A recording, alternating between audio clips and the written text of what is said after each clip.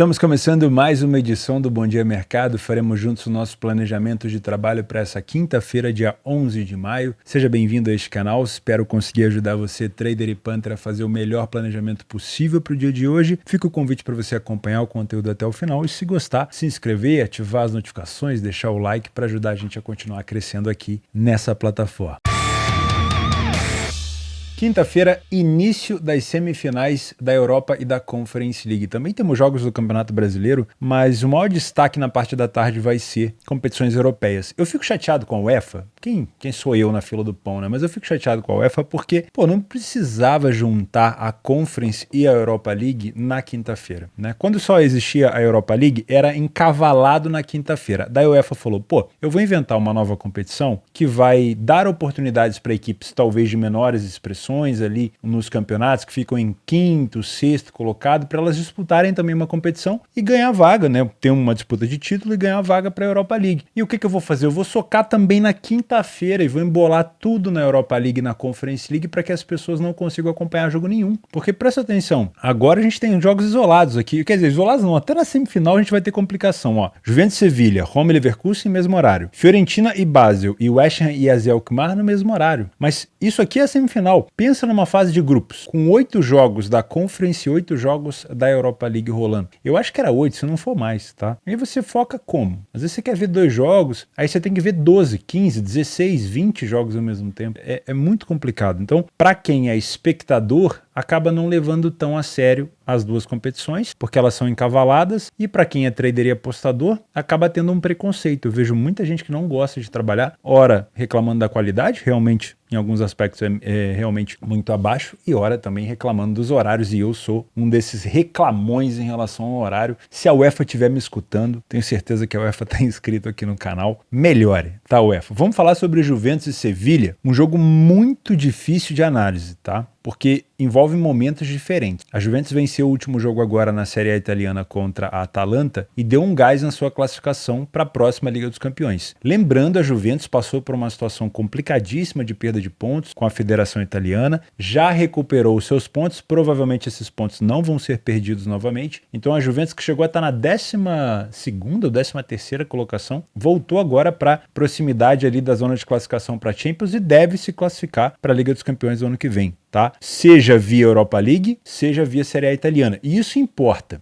Isso importa na nossa análise. Já vamos falar sobre isso. O Sevilha lutou quase que a temporada inteira para escapar da zona de rebaixamento. Teve lá com o Sampaoli, que agora está no Flamengo. Agora deu uma respirada, começou a fugir ali do rebaixamento. Provavelmente não cai mais o Sevilha, tá? E o Sevilha na Europa League, ele ressurgiu. Ele foi para um confronto contra o United desacreditado. Tinha tomado, se eu não me engano, foi 3-0 que o United tinha aberto naquele jogo. Ou 2-0. Deixa eu buscar aqui os últimos jogos do Sevilha. Deixa eu ver se eu consigo buscar quanto é que foi esse jogo com o United. Foi 2-0 que o United tinha aberto. A classificação do United, mesmo no primeiro jogo, já parecia bem encaminhada, até que no final do jogo, Harry Maguire e De Gea fizeram aquela dupla infalível, aquela fusão, e conseguiram fornecer um empate ao Sevilha. Tem, obviamente, que dar o mérito ao Sevilha também, mas o último gol, aquele que bateu no rosto do Maguire e entrou, foi crueldade com o Maguire, que já tem ali um estigma de ser um cara azarado. E aí, um cenário 2-2, que o Sevilha recupera aquele resultado vindo de um 2-0, vai para sua casa, naquele caldeirão, pega o United e dá um cacete no United por 3-0. Era até esperado, e o mercado não esperava, tá? A gente fez essa análise aqui, o mercado colocou uma cotação do Sevilha como não favorito em casa, depois daquela recuperação. E o Sevilha simplesmente deu um cacete no United, de novo com falhas daquela dupla imbatível. Na verdade, acho que foi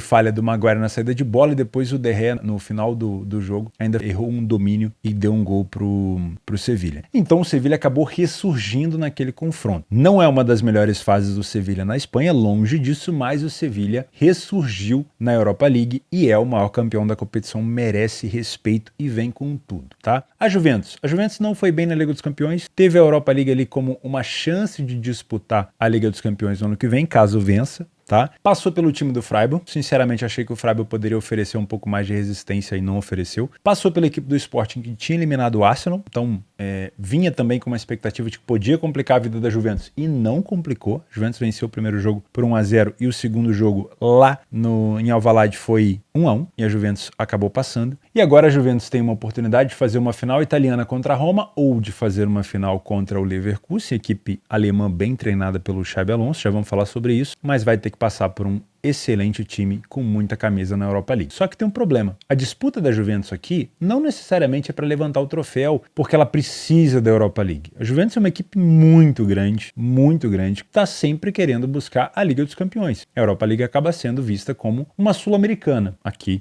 trazendo para o nosso cenário da América do Sul. Porém, se mantiver uma boa fase no campeonato italiano, a Juventus já vai meio que garantir essa vaga na Liga dos Campeões do ano que vem via Série A italiana. Então acaba que a Europa League vira como se fosse uma free bet, para quem conhece o termo, né? Uma aposta gratuita, tipo assim, olha, provavelmente já vamos classificar aqui para a Liga dos Campeões via Série A, se vier esse título da Europa League, beleza, se não vier também, próxima temporada, vamos embora, se for uma temporada conturbada, bota na gaveta e vamos para a próxima. Vamos fazer algumas contratações, algumas melhorias e vamos para a próxima. Então, eu acredito numa Juventus um pouco mais leve, mas eu não sei se essa leveza é um sinal positivo. Essa leveza pode significar um time destemido, um time que vai para cima sem muita obrigação, mas também pode significar algum tipo de relaxamento, dependendo do objetivo do clube. Eu tenho tendência de pensar do lado dos jogadores, que é sempre importante ganhar título. A equipe foi eliminada agora na semifinal da Copa Itália, não vai disputar uma final, não vai ser campeã da Série A italiana, porque o Napoli já ganhou a Série A italiana, ganhou muito bem. Então é uma chance dos jogadores ganharem essa Europa League, tá? Ainda é primeiro jogo. A gente pode utilizar aqui um cenário de PDF de apoio para olhar o campeonato da Juventus na Série A e o Sevilha fora de casa? Eu vou fazer com vocês aqui, mas eu não aconselho, porque olhar para o Sevilha fora de casa na La Liga é olhar para uma temporada horrorosa. Então a gente não pode criar tanto viés, porque o Sevilha nessa competição ele cresce muito, tá bom? Então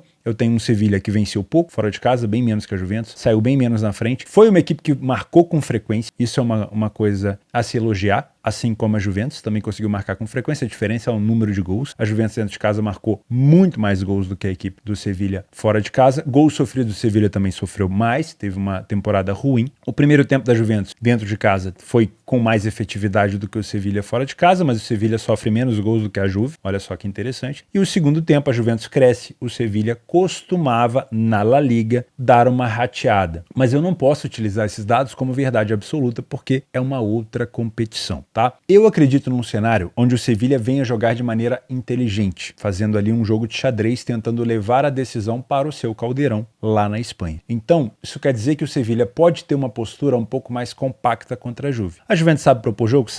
Sabe propor jogo, é um time muito bom defensivamente, mas obviamente vai ter um pouco mais de dificuldade contra uma equipe fechada. E eu acho que o Sevilha vem para tentar segurar esse jogo para decidir fora de casa. Não é nenhum demérito você se defender não, tá? Porque o Sevilha tem jogadores para jogar em contra-ataque e ele pode punir a Juventus sim em algumas jogadas. Mas acredito que o Sevilha não vai jogar de trocação com a Juve, não vai jogar buscando brigar pela posse de bola para ter 50% de posse de bola para cada lado, ou para ter mais posse que a Juventus, ou para ter mais finalização com a Juventus. Acho que o Sevilha vai jogar dando a bola para a Juve, tentando compactar o máximo possível dos espaços para levar para o segundo jogo. Se der para marcar um gol de bola parada, que o Sevilha sabe jogar muito bem nesse aspecto, ótimo. Se der para fazer um gol de contra-ataque, ótimo. Mas imagina um cenário onde o Sevilha tenha menos posse e a Juventus tenha mais controle. Pensando nisso, se você é trader, eu gosto de pensar nesse Liga pior equipe em campo no Sevilha, caso a gente veja uma Juventus mais avançada em campo, com mais posse de bola, empurrando o Sevilha para trás. O que vai me fazer entrar nessa posição é ter uma Juventus controlando os contra-ataques. E o que vai me fazer, se eu estiver dentro da posição, fechá-la, é se o Sevilha estiver puxando o contra-ataque o tempo todo, conseguindo bola aérea o tempo todo, porque o Sevilha pode alçar a bola mesmo que de longe para a área, isso é perigoso para a posição, dependendo do seu método, obviamente. Então, nesse caso, eu fecharia. Se você é Panther, eu gosto de pensar nesse empate anula da Juventus, pensando nesse cenário de um Sevilha tentando levar esse primeiro jogo, né, esse jogo de xadrez para a Espanha, tá? No pré-live, com uma cotação da Juventus próximo de 80, eu gosto de pensar nesse empate anula, tá? A Juventus, dentro de casa, conseguiu vencer o Freiburg nas oitavas, conseguiu vencer o Sporting por 1-0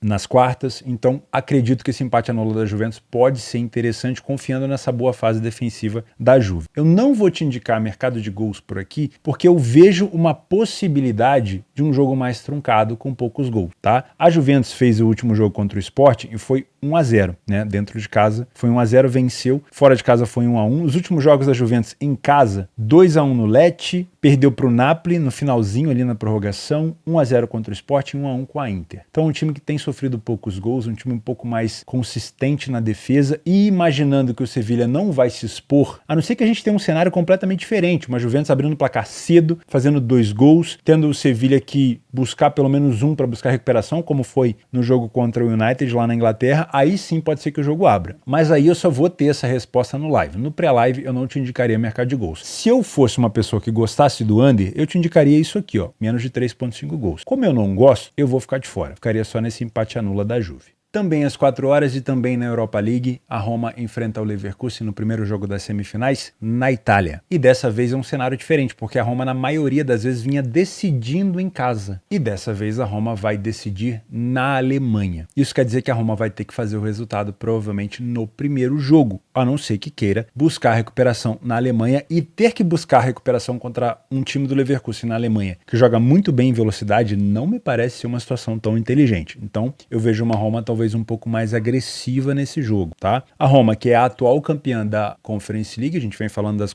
dessa competição, que ela é nova, né? A Roma foi a primeira campeã da Conference. A Fiorentina, que é outro time italiano, tem essa possibilidade de se tornar o segundo time italiano a ganhar a Conference. Temos também o Basel, o AZ Alkmaar e o West Ham, já vamos falar sobre isso, mas a Roma é a atual campeã. Foi esse título que deu vaga para a Roma na Europa League e a Roma tenta, via Europa League, uma classificação para a Liga dos Campeões, porque, diferente da Juventus, a situação da Roma já ficou um pouco complicada, tá? A Roma já se complicou um pouquinho em relação à Série A italiana, já se distanciou um pouco, perdeu para a Inter, confronto direto, perdeu para a Atalanta, confronto direto. Não é uma situação muito fácil aqui da Roma para buscar vaga na Liga dos Campeões via Série A. Porque a Inter voltou a jogar muito bem depois da classificação para as semifinais da Liga dos Campeões contra o Benfica. A Juventus cresceu no momento certo. A Atalanta acaba sendo um adversário direto também que a Roma perdeu. A Lazio já está praticamente garantida. Então a situação da Roma, se quiser ir para a Liga dos Campeões, vai ter que ser via Europa League. É óbvio, tem um treinador que é um papa-título. O Mourinho é um cara que sabe ganhar campeonato. Mas o grande objetivo da Roma também é estar na Champions League do ano que vem. Então talvez pela Europa League seja um caminho, entre aspas, pensando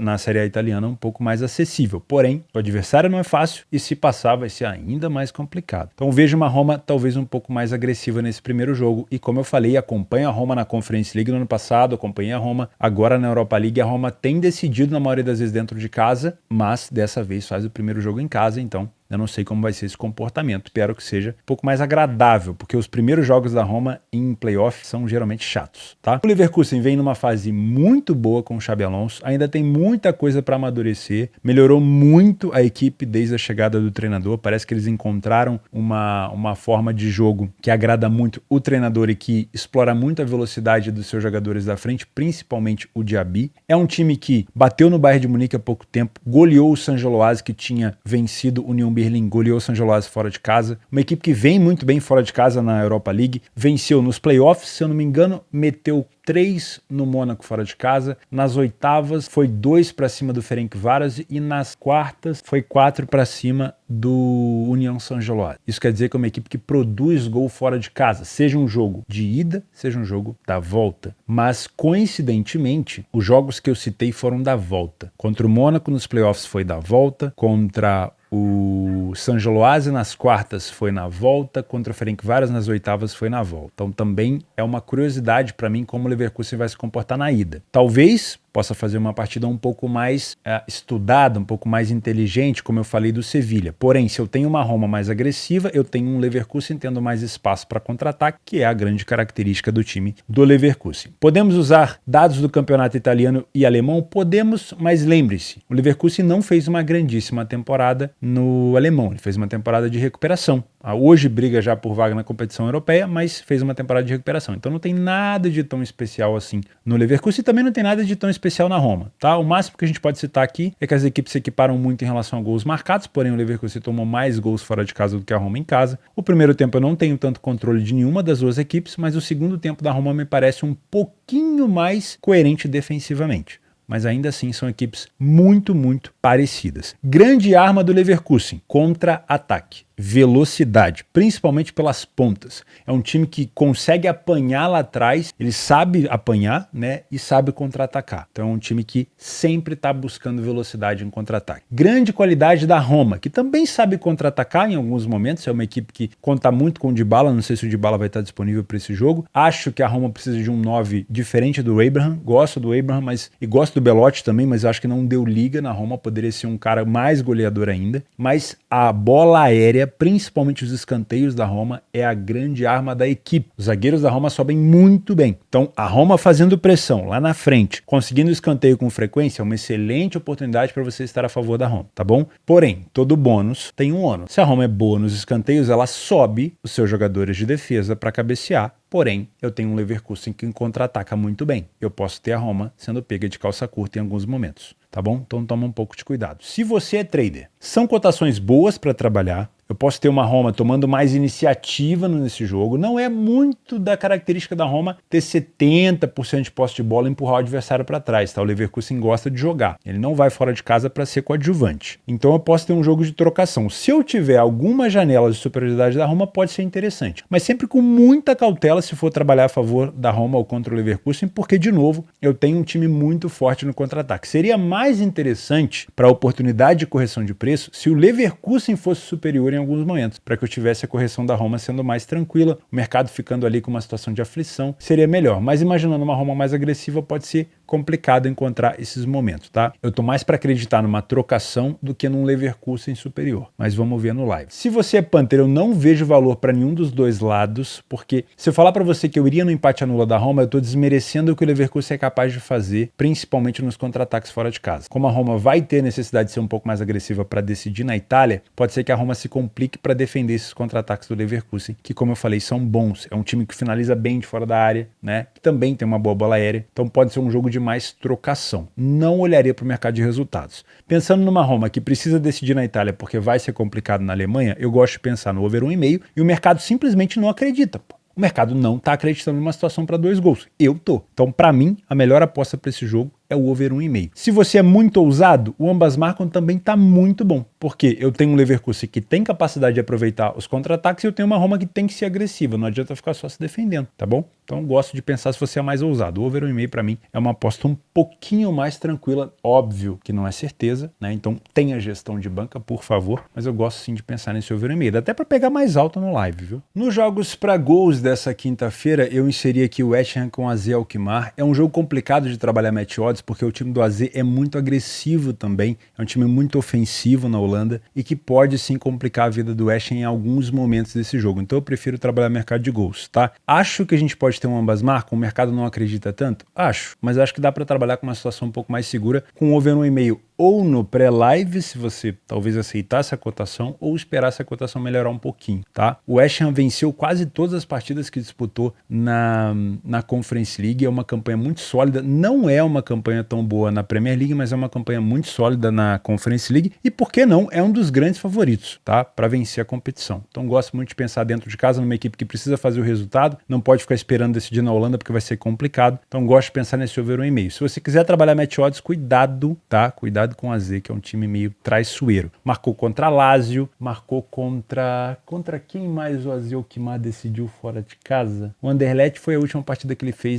nas quartas, mas ele não marcou fora, ele recuperou dentro de casa um 2-0 que sofreu fora de casa. Teve mais alguma partida além da Lazio, mas vocês vão dar uma olhada aí, vocês vão ver que o AZ Alkmaar é uma equipe muito sólida em relação a marcar gols fora de casa. É chato, tá? É chato mesmo. Outro jogo para gols que eu gosto é o Botafogo com o Corinthians, e eu também gosto de pensar no over 1,5, que tá com uma cotação muito boa. O mercado não acredita tanto, mas eu acho que a gente pode ter sim um jogo aberto. O jogo do ano passado, o Corinthians, se eu não me engano, foi a estreia do Brasileirão para as duas equipes. O Corinthians venceu o Botafogo por 3-1. Eu lembro até que o William, que hoje tá no Fulham, jogava no Corinthians. E dessa vez o Botafogo chega num momento muito melhor, não é à toa que a odd do Botafogo é de extremo favorito. Naquele jogo o Botafogo tomou uma coça não só no resultado, mas foi um jogo de padrão absurdo de superioridade do Corinthians, e dessa vez a expectativa é de um Botafogo muito muito mais forte, seja com o time titular, seja com o time misto. O treinador Luiz Castro tá rodando o elenco e tá tendo muito bom resultado. Se eu não me engano, o Tiquinho Soares, que foi poupado, deve jogar nesse jogo, não tenho certeza, mas eu gosto muito de pensar no over 1,5 por aqui. O Corinthians tem que dar uma resposta, empatou com Fortaleza, saiu atrás, teve que buscar um empate, tem que dar uma resposta fora de casa, não fez boas campanhas fora de casa, principalmente no Campeonato Paulista, então acho que a gente pode ter aqui um jogo para over 1,5, tá? E outro jogo que me agrada também, a mesma situação de over 1,5, é Fortaleza e São Paulo. Fortaleza também vem muito embalado, o empate com o Corinthians 1-1 acabou sendo um resultado bom, porque não é fácil você ir na arena do Corinthians e conseguir vencer, mas é uma equipe muito, muito forte, dentro de casa principalmente, só que tem histórico, quando recebe o São Paulo em casa, de ter jogos muito, vamos dizer assim, abertos. 1-1,